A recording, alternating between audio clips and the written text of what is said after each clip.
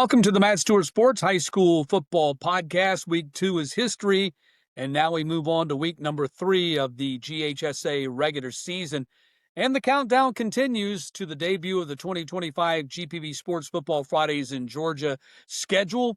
Our season will kick off on Friday, September 5th, as the defending 3A state champion and second-ranked Calhoun Yellow Jackets take on the 4A and second-ranked Cartersville Purple Hurricanes, which is one of the great rivalries here in the state of Georgia. Join Wayne Gandy, John Nelson, and me every Friday night on GPB starting next week all the way through the state championships at Mercedes-Benz Stadium. Really looking forward to getting that started. In the meantime, coming up on this week's podcast, we'll talk to McEachern head coach Kareem Reid. His Indians are off to an incredible season start here in his third season with the program, and we'll talk about the why behind all that. Also coming up on the Matt Stewart Sports High School Football Podcast this week, we'll take a look at the 5 biggest stories of the season's first 2 weeks, recap my rankings in each of the state's 8 classifications, get you caught up on the latest recruiting news around the state, and look ahead to the biggest games to keep your eyes on this weekend.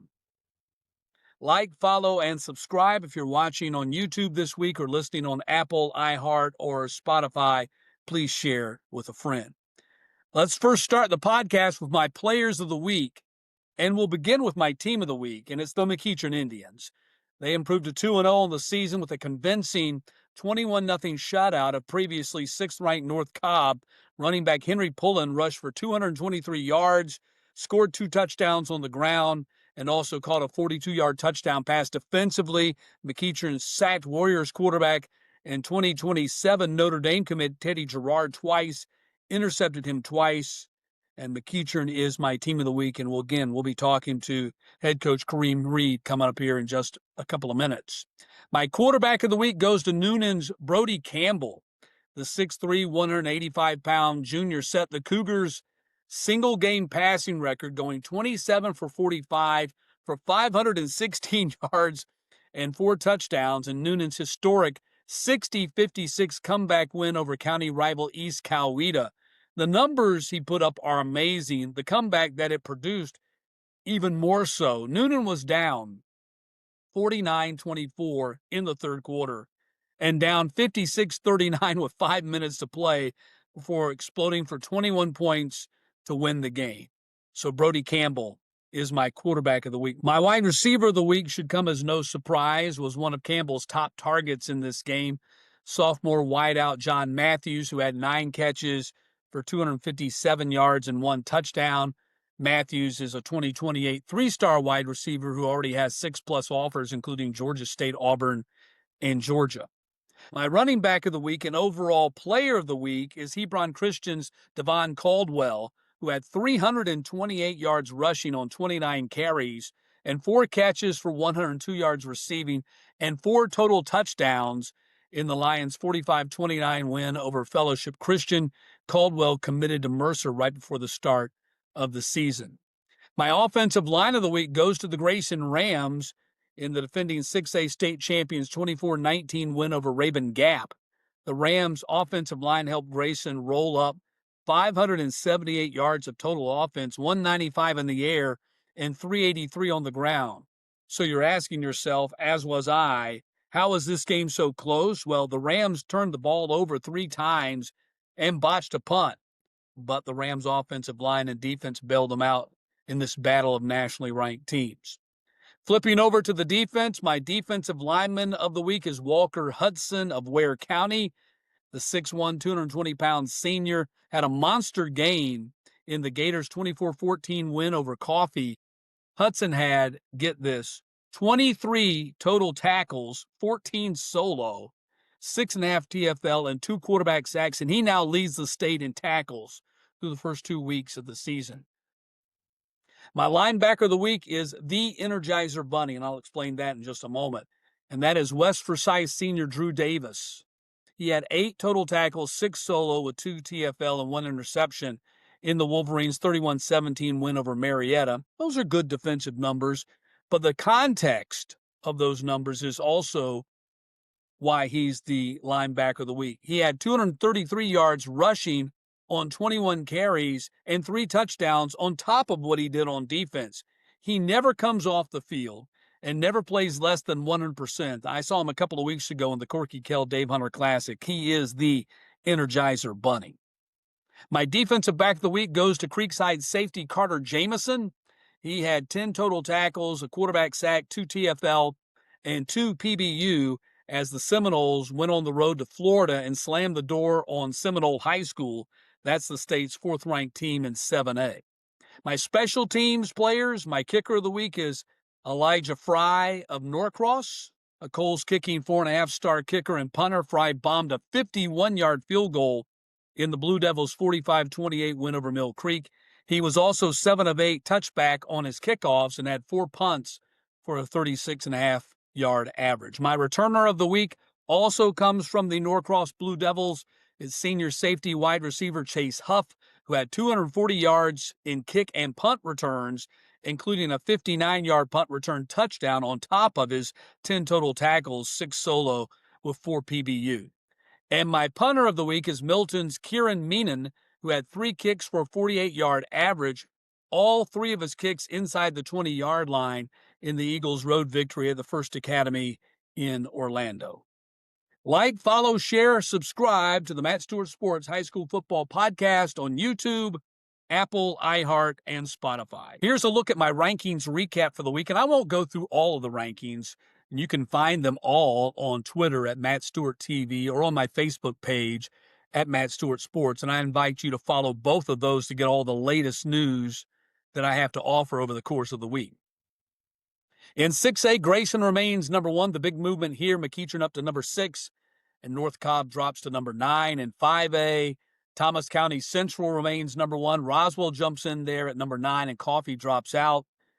In 4A, North Oconee still a solid number 1. Ware County jumps in there all the way up to number 6, following that win over Coffee. And Central Carrollton debuts at number 7. They had a big win at Oxford, Alabama. Benedictine drops to number 9, but they played an extremely tough schedule, and I like them a lot.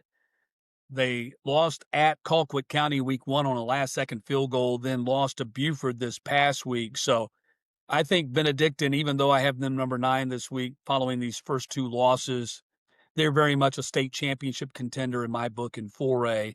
Jonesboro and Ola dropped out of the 4A rankings. In 3A, Sandy Creek is still number 1. Some minor shuffling in those rankings with Cherokee Bluff, Peach County, and LaGrange all making gains.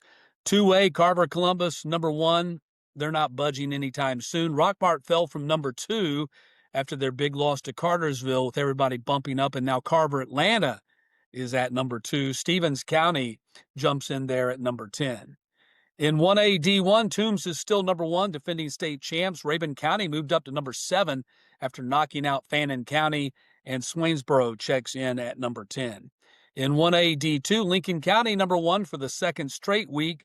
Got some newcomers at the bottom of the top 10 in the 1A D2 with Seminole County, Charlton County, and Tryon all check in at 8, 9, and 10. In the private rankings, Savannah Christian remains number 1, but Hebron Christian is really close, and so is Prince Avenue at 2 and 3. I see the private rankings there at the top, especially the 1, 2, and 3 teams. That is wide open, could be anybody, and Hebron Christian maybe has looked more impressive than anybody, but more on them coming up in just a few moments. Like, follow, subscribe on YouTube, Apple, iHeart, and Spotify. Feel free to comment as well on those platforms, or you can always hit me up on X at Matt Stewart TV or on my Facebook page at Matt Stewart Sports. Now for my top 5 stories of the week. Number 5, the revival of the Story Noonan Cougars program, off to a 2-0 start for the first time since going 9-2 in 2020. Couple that with last season's 9-3 second-round finish, and Coach Chip Walker's Cougars have won 11 of their last 14 games after going 10-20 over the previous 3 seasons before that. And this past Friday night's historic 60-56 comeback win over East Coweta is evidence to me this team is different. They've scored 117 points in the first 2 weeks of the season. Number 4, Norcross 2-0 under new coach Corey Richardson. Not extraordinary news here, but you just never know how a program is going to react after changing coaches for the first time in a quarter century. It helps that Richardson had been on Coach Keith Malou's staff for most of that time, and Friday's win over Mill Creek was perhaps a signal everything is going to be okay with the Blue Devils. It snapped a 4-game losing streak to the Hawks and was just the second win over Mill Creek dating back to Norcross's 2013 state championship season. Number 3, Hebron Christian, defending state champions in the private class and looking very much like they could repeat, and doing it with a new coach. Again, not shocking news that the Lions haven't missed a beat, but after Jonathan Guest left Hebron to go back to his home of Greenville, South Carolina, after leading the Lions to their first state title in the program's 16-year history, Coach Kenny Dallas came in from Trinity Christian. He had been on guest staff at Eagles Landing Christian and been their defensive coordinator for a couple of state championships. So Kenny comes in from Trinity Christian, where he won a state title in 2021. He played for 2 others there. Hebron currently number 2 in my rankings, but like I said just a few moments ago, they easily could be number 1 in my book there. Number 2 on my top 5 stories list is Grayson. Defending 6A state champions have won 16 straight, and they take on Alabama number 1 Thompson this weekend. More on that a little bit later on. This is where it all started for the Rams last season after they were upset by Collins Hill in their opener in 2024. Coach Santavius Bryant took his team on the road and beat Thompson on national TV, winning on a 2-point conversion in overtime. Now they've got Thompson back at their place this Friday night. The Rams are looking very formidable. And number 1 on my list of top 5 stories to start the season is McEachern. The Indians are winning like the state power that they used to be and now maybe on their way to being again. They blasted Walton in the Corky Kell Dave Hunter Classic and then shut down North Cobb this past Friday night. They've beaten the best 6A teams that Cobb County has to offer. And Marietta this Friday night is another big rivalry game for them, but they should be strong favorites in that game. After that, Hillgrove in October might be the only team standing between McEachern and an undefeated regular season. This time he will kick it deep. Will be returnable, though, for Barner there on the left side. He's got a wall if he gets to it. He's got a block. I'm telling you. He's across midfield. Special teams. Casey Barner cutting back left. He's going to go all the way. 95 yards for a touchdown. Time now to welcome in McEachern head coach Kareem Reid. Coach, thanks a lot for being with us, and congratulations on the 2-0 season start. Oh, no, I appreciate it. Thanks for having me on. Excited for the start and looking forward to keeping it rolling. Well, a 2-0 start, it's the best start you've had now, and this is your 3rd season at McEachern. In fact, your first season, you guys started out 0-4 and then rebounded from that. And last year, you started out 0-2 and rebounded from that. What have you seen from your team here at the start of this season that's been different from your first 2 seasons as the Indians head coach? I think we're just a mature bunch that this is now year 3 for the guys that have been in the program since we gotten here. I think conceptually they understand what we're trying to get done on offense, defense, and special teams. Everyone kind of understands the expectation, the standard that we have for practice and the intensity that we're looking for on a day-to-day basis.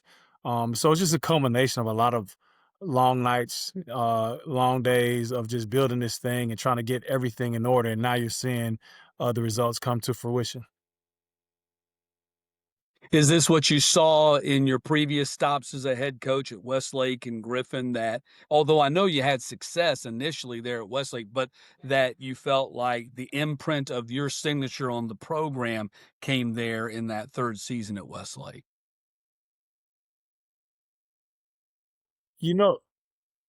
Every job is different. So this job is different from the Westlake job because when I took over Westlake, they were a really good team. They went 10-3 the year before I got there. And so the foundation was already set. Coach Love did an amazing job of really getting those guys coached up. They understood football. And we had a lot of really good players already in the program. So I didn't have to come in and fix a whole lot. I actually adjusted to what they knew and what they did. And I just made minor tweaks and adjustments here and there to kind of get us to that next level. This job was different because the cupboard wasn't as full, right? Player wise, when you look at, I inherited AJ Terrell over there and Jaden Hunter, who went on to play at Georgia. Here, I didn't have those type of players initially, and so we really had to modify a few things in terms of their agility, mobility, things like that in the weight room. Just what we did schematically, right, was totally different as a defense. We're a little bit more aggressive now than they have been in the past, and so it took a little bit of a while for the players to understand what we're trying to do there. Offensively, we had to adapt to the talent we had there also. So it was a different job than the previous ones I've had. And I knew it was more of a rebuild and would have to get it back to where it was and what it's always been as McEachern.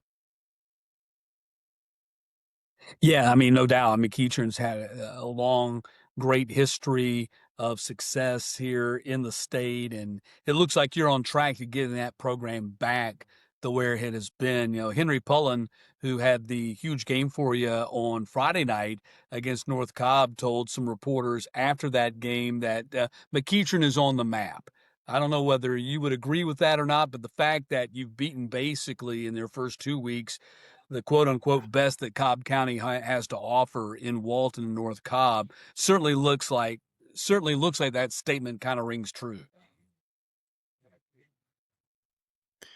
Yeah, I leave that up to the media to decide whether we're back or not. I know for us, we're just trying to be the best versions of ourselves every single day.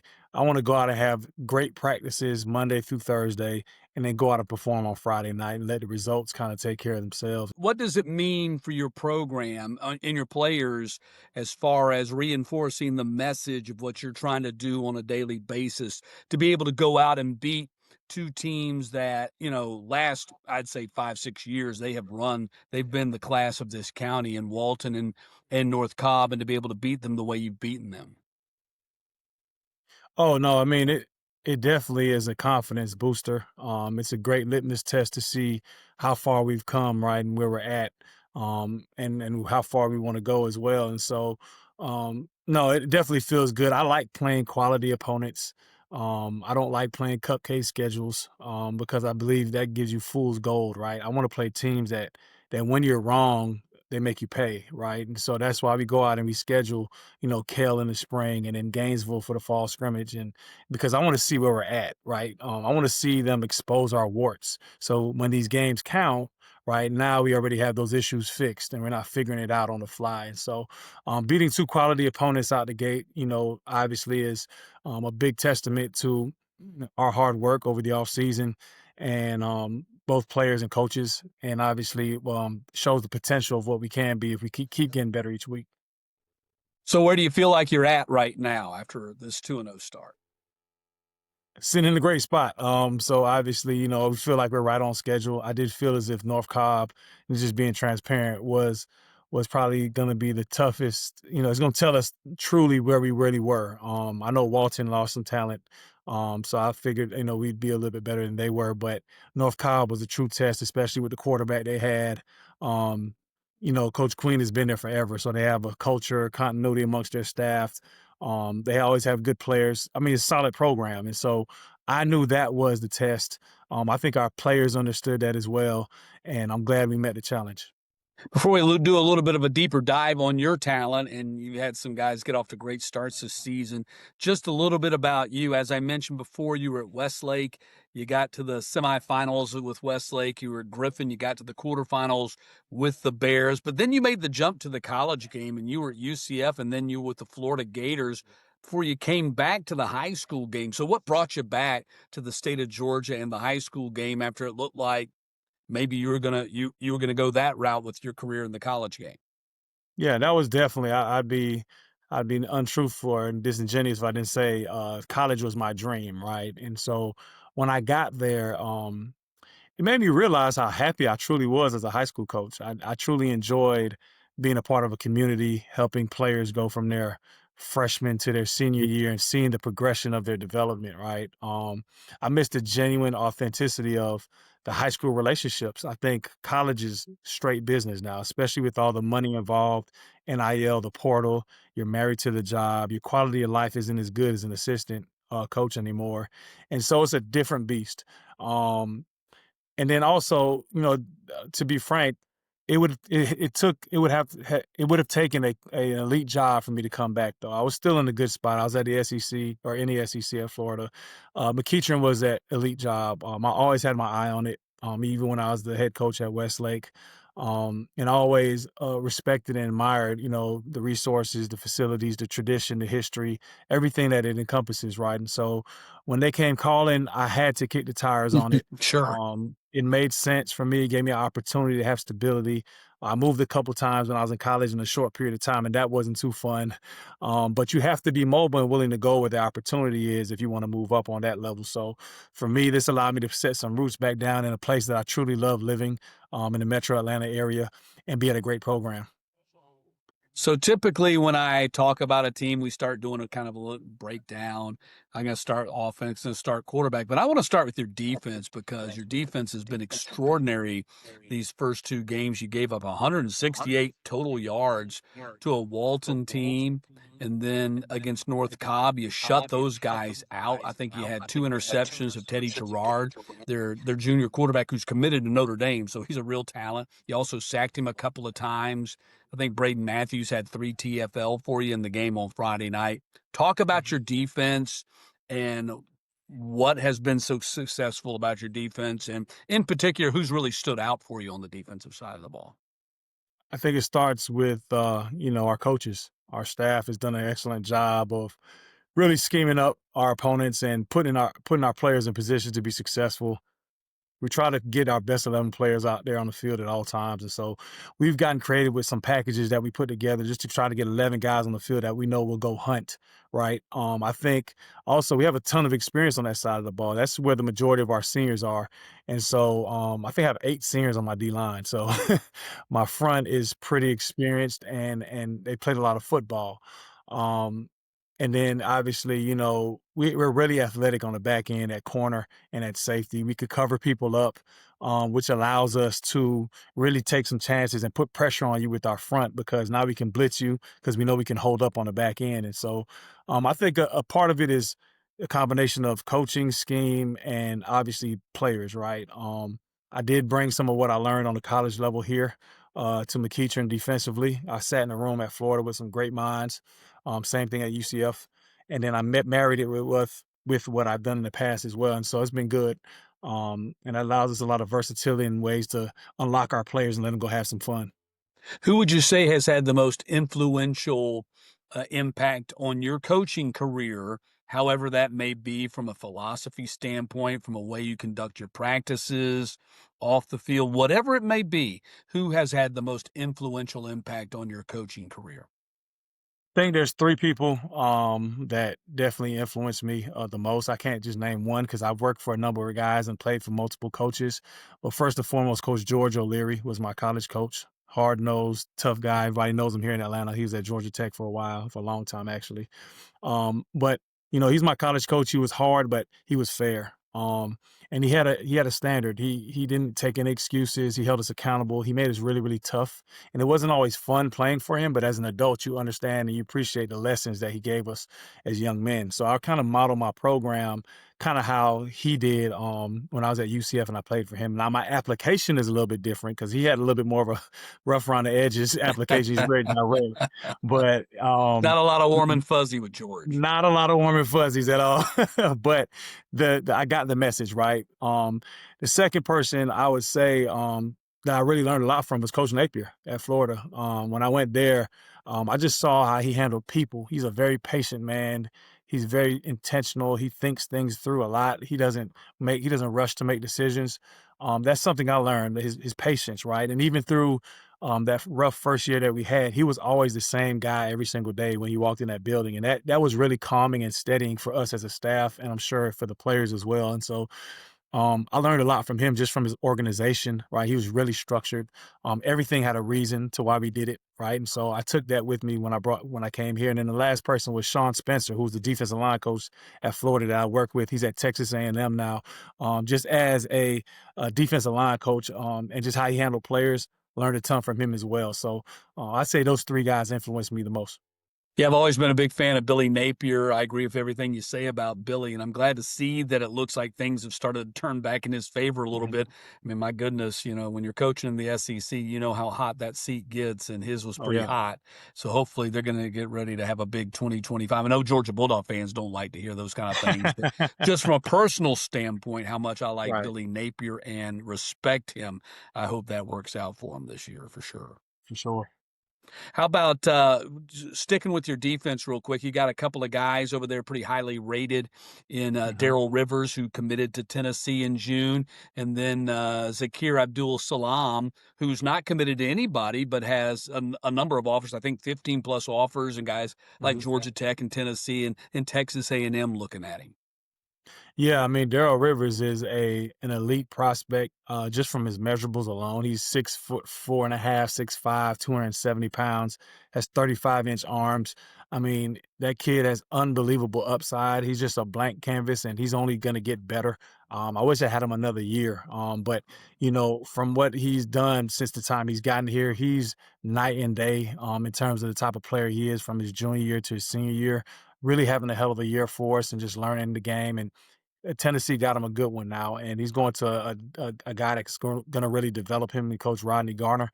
And we'll see what happens. If he continues to develop, he'll make money playing this game. Zakir is a kid that's been a 3-year starter for us now. Started for me as a sophomore, a technician. He's a coach's dream, right? He does everything right. He's always on time. He's accountable. He's coachable as heck, and he understands conceptually what we're trying to do from the back to the front. So one day he's going to make a great coach when he's done playing. And then there's a number of other guys like you mentioned Braden Matthews, who's Right. committed to Jacksonville State. He had a heck of a game. I think they're getting a steal there with him. Our junior linebacker Makai Rose, kind of the heart and soul of our team as well, number 7. He's going to be, he has another year left after this, so he's going to be a big time player down the line here as well on the next level. And then in the back end, obviously, everybody knows about Casey Barner. Yeah. He's elite, right? So really good safety, but Keontae Ingram and Ja'Kai Hackney, our other two safeties, also make a ton of plays for us. Nazir Banks had a pick in the game as well, number 12. He's our nickel. And then we have two elite corners in Nash Johnson, who got offered by Alabama over the summer, and Caden Battle, who has a bunch of G5 and Power 5 offers as well. So we have some really talented players across the board on our defense. Yes, no doubt. It's been manifested in what you've been able to do the first couple of weeks against a couple of offenses that are expected to be really good this year. So, I mean, Yeah. you're off to a great start defensively, and I think that's where it always starts. We always, like I said, I always start with offense, but really, truth of the matter is defense has been a huge story for you these first couple of weeks. Let's talk about Casey real quick. I mean, my goodness, has there been a more impactful sophomore first 2 weeks of the 2025 season than Casey? 5-star. He's rated as high as the number one safety in the country for 2028. An explosive first game against Walton. And of course, made it even more explosive was the fact that it was on television, so everybody saw it. 353 all purpose yards, 3 touchdowns in that game. I saw where you compared him to Eric Berry, and I had the great pleasure of calling Eric Berry games in high school and college. And I just say wow, because Eric Berry is one of the top 5 greatest players I ever saw play high school football in the state of Georgia. Yeah, I mean, he gives me, those vibes. He also reminds me a little bit of Tyrann Mathieu with his instincts, right? That's Just good too. always, yeah, always making a play, just always around the ball. May not even sometimes he's not even supposed to be where he is, but he's just so instinctive, like, coach, I saw it. And so, you kind of want to let him be free, but he's still a young player. He's still learning the game. Um, but man, is he special with the ball in his hands for sure. And so that's why, we try to give it to him as many ways as possible when he's not playing defense. We're going to figure it out on special teams for sure. And then offensively, he'll definitely touch it there as well because he's dynamic. He is dynamic, and I saw where he said his comparable is a little bit more recent than Eric Berry, which for guys like us, I mean that Like, instantly resonates, and like I yeah. said, that really hits me big because I saw Eric Berry and called games with Eric Berry. But, you know, he talked about Caleb Downs, who's at Mhm. Ohio State. He talked about Travis Hunter, of course, who was at Collins Hill and then Colorado and now at the Jacksonville Jaguars. Do you see his future? He's listed as a number one safety, and I know we're a long way out from all that because he's just in 10th grade. Do you see his future on that side of the ball, or do you see him as, you know, an offensive player, or could he possibly even do the Travis Hunter thing in college? I think he's definitely going to be a defensive guy. He's very aggressive. He's a physical, hard hitting safety. Again, I think Tyrann Mathieu is The kind of Honey a good. Badger. Yeah, because Tyrann Mathieu had value in the return game as well, right, in college, and made a lot of plays on special teams there. So, um, and so yeah, I think defense is. I'd say this: if he wants to make a lot of money, play defense, right? Right. Offense, you can find a bunch of offensive guys that it's easy to catch touchdowns and stuff like that. Everybody loves to do that, but if you can defend people and take the ball away and then return it when you get it on special teams, you could play a long time. So I think that's where his future is. You guys have generated over 70 points in your first two games, again against Walton and North Cobb. And then pretty extraordinary as you've done this with three of your, or rather two of your highly rated offensive players haven't even played yet because of injury. Jarion Campbell, the running back who's committed to Indiana, and Nayland Scott, the wide receiver who's committed to Nebraska. Mhm. Before I ask about, working those guys back in once they're healthy and able to play, let's talk about Henry Poland, who's rushed for over 300, right close to 330 yards his first two games. Had a huge game, over 200 plus against North Cobb the other day, and scored all three touchdowns for you. Here's a guy that we talk about Campbell, we talk about Scott. These are highly rated guys, power conference offers. Uh, Henry looks like he's kind of a make that kid an offer kind of guy. He's still out there in the recruiting world, and he's still looking for that home. So talk about Henry and his value to your program and just how big he's been for you these first couple of weeks. Henry is a special player. Henry's a really good running back. He's probably one of the best I have been around, have coached on the high school level. He's really, the thing that's unfortunate for him is that he played previously in an offense that it was a little bit hard to evaluate his skill set. And so I think that's what's kind of hindered his recruiting. Gotcha. But when people came and saw him in the spring, they were like, "Who is we see 10, but who's 4?" And they were like, "He's really good." And I was like, "Yeah, he's really good." And they're like, "What offers does he have?" And I'm like, "He doesn't have anything right now." And people are scared to be first, which is crazy to me. But nonetheless, I always say, believe your eyes, trust your eyes. And I tell those recruiters that all the time. But, they just everybody's afraid to be wrong, right? And so nonetheless, he's put on. I mean, he's been unbelievable. He's done everything in game that we saw in practice. So I knew he was going to have a big year. And with the you know, uh, increased workload that he's now receiving because of the injuries, he's making the most of those opportunities. And I was so proud of him on Friday night, man. Like he was literally throwing up at halftime. He carried the ball about at that point it might have been about 19 times in that first half, and he was exhausted. He busted a big run right before the half. I think it was like a 66-yarder touchdown that he ran, and so he gave us everything he had. We knew we were going to have to lean on him that night to kind of bring it home, and he answered the call, and so I was really really proud of him. But I think he has a chance if he stays healthy this year, and we're going to try to keep him upright to really break some records here possibly and put up some huge numbers. Yeah, he's easily on pace for over 1,000 yards, maybe a 1,500 yard season, Mhm. and depending upon how long you play, even bigger than that. I know ultimately the team goal is the big thing, but the Right. individual stuff goes hand in hand with the team. The individuals are successful, the team's successful. Just a little bit about recruiting. You're very familiar with that part of the game.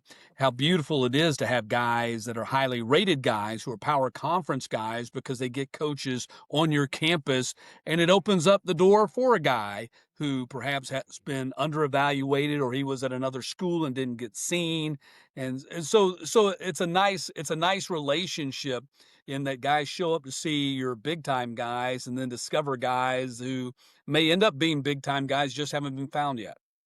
For sure, and that's what we tell our players all the time, the guys that aren't as, ballyhooed and doesn't have the spotlight. I said, "You come to practice every single day and you put the work in, somebody's gonna see you because of, That's right. especially in the springtime, of all the attention that we have.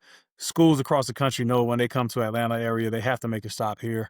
And so, you're gonna get opportunity because of the platform you're on if you do right and you take advantage of the opportunities given with our program. And so, yeah, it's definitely that's a perk of being a McEachern Indian for sure. And it's only going to take that one guy. How many times have we seen that where everybody's kind of holding back, but that one program makes him an offer and then that opens up the floodgates because, I've seen it happen with Dell McGee at Georgia State. He's a master at going out and finding guys who Yep. are these under recruited guys and he makes him an offer and then all of a sudden everybody else starts piling on. They're like, well, Dell likes him. Nah, He must be really good. no So, doubt. so that's And it's honestly how it goes too, which is kind of ridiculous, but it is that's the how way it it is. goes. It is the way it goes. It's a copycat league, kind of like they say. Talk about your quarterback, Calvin Pittman, through your first 2 weeks, what you've seen from Calvin so far. And he's, of course, like we said, he hasn't had all his weapons at his disposal yet. And then he had, a big part of his job was handing the ball to Henry the other night. But what have you seen from Calvin? Nah, CJ has done a nice job, just managing the offense, getting us into, good spots and just controlling the tempo of the game, doing what we asked him to do. He had a few mistakes in that first game, but I think, those are things that he's going to learn from and get better, as the season goes on. Like he's willing to do whatever we need to do to win. And so, the first game he threw it, I think 29 times.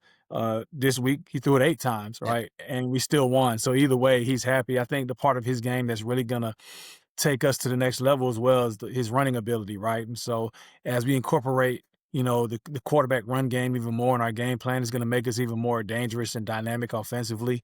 And so, I'm proud of the way he's managed it, the team to this point, and we just got to keep it rolling.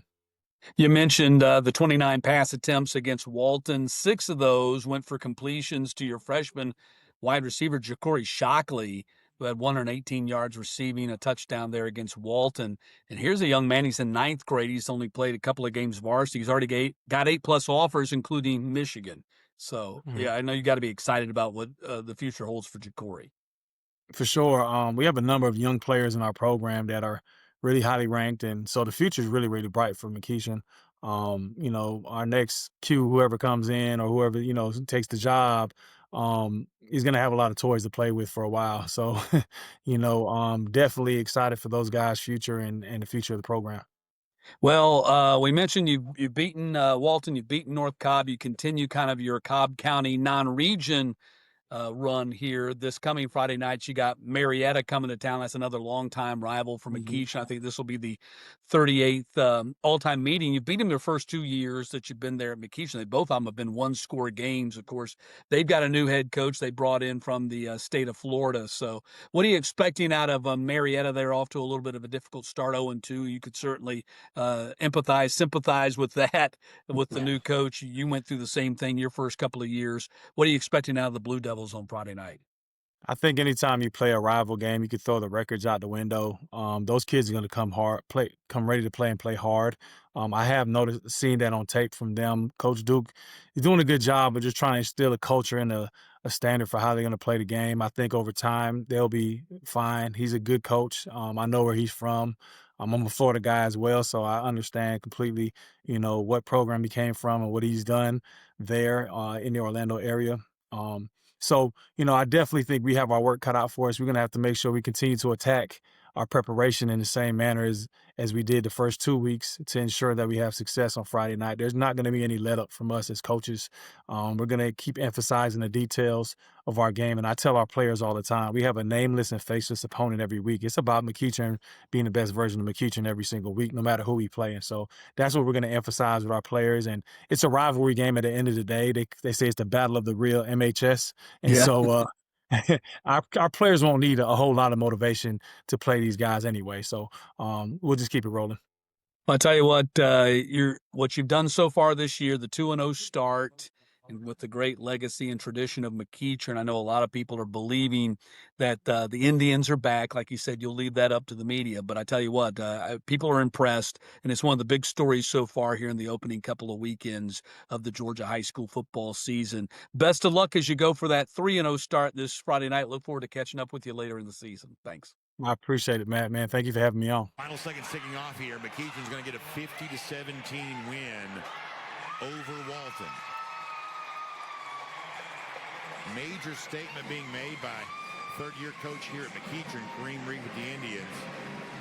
Like, follow, share, and subscribe on YouTube, Apple, iHeart, and Spotify. Thanks for joining us this week. Always great to catch up with McEachern coach Kareem Reid. Looking forward to seeing what those guys do the rest of the season, expecting very big things from the Indians. Let's take a look at the latest recruiting news for the week.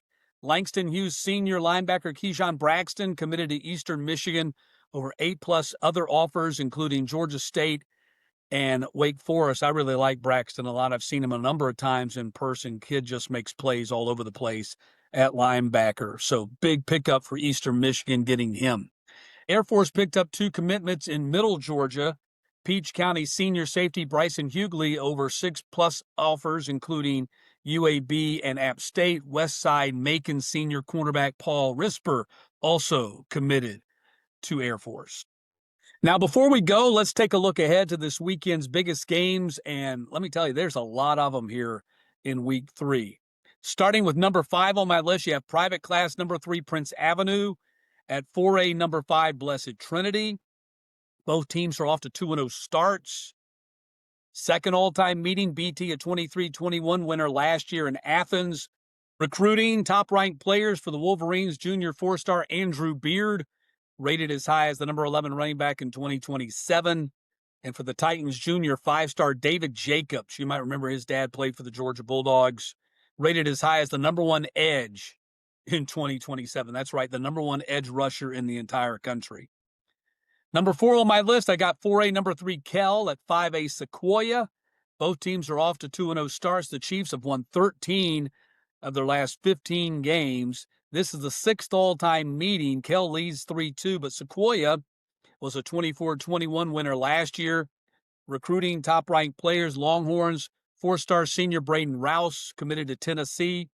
Over 45+ offers and rated as high as the number 4 linebacker in 2026. Expect to see Braden Rouse playing on both sides of the ball. He's a big factor for the Kell Longhorns on offense as well. And Chiefs 3-star senior running back Will Rajecki committed to Memphis, over 15+ offers, including Kansas State. Number 3 on my list, DeSoto, Texas at 4A, 4th-ranked Creekside. Seminoles playing another out-of-state opponent after improving to 2-0 last week with a 32-0 win at Florida's 7A Seminole High School. DeSoto is ranked 6th in Texas 6A rankings and beat Creekside 70-0 out there last year.